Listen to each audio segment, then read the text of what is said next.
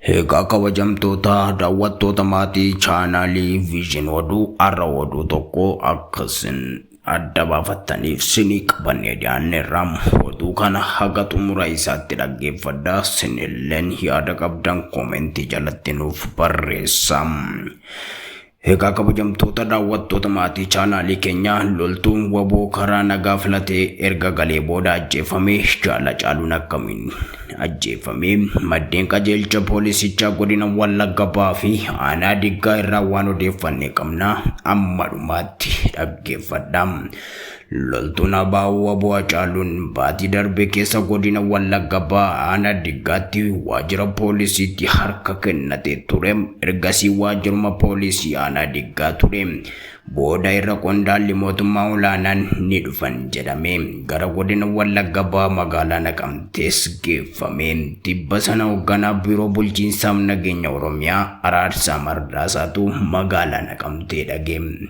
Sana booda loltuu waboo karaa nagaa filatee galee jaala caaluu irratti reebichi hammaataan irratti taasifame achuma magaalaa Naqamteetti irratti raawwatamu jalqabe.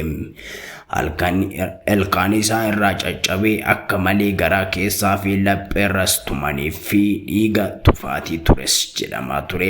Sana booda gara aanaa Diggaa irraa fidameetti akka deebifamu ajajni darbe jedhanii maddeen qajeelcha poolisii godina Wallagga Bahaa.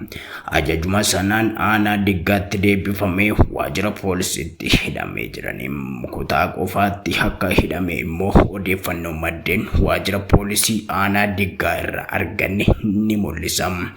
Hooggansi waajjira poolisii, waajjira bulchiinsaaf nageenyaa akkasumas waajjira milishaa aanichaa guyyaa caaluun ajjeefamu sana sa'aatii dheeraa walgahii irra turus dhageenya jirra.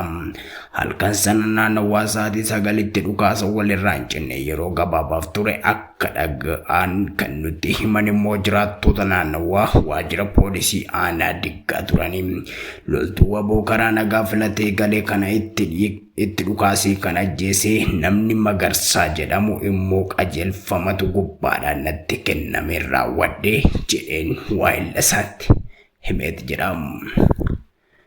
Lola dhiisii gali jettee nagaa wayyaa gali jettee nuti obbolaanii gali jettee si'a 20 kadhattee gurbaan gallaan halkan dhukaasaan dukkanaan daattee bakka ciisutti galaafattee maqaa Oromoo kakachaa lafee Oromoon taphachaa dhiiga isaatiin teessoo aangoo kee ho'ifachaa afaan kan kee warqee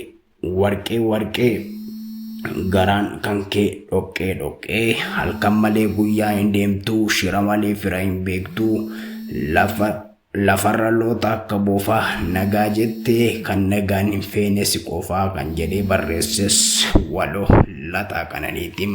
Egaa kabajamtoota daawwattoota maatii chaanaalii keenyaa waan nu dhaggeeffattaniif guddaa galatoomaa. Sinillee yaada qabdan koomentii irratti nuuf barreessaa. Ammallee warroonni sabiskiraayib godhe sabiskiraayib godhaa.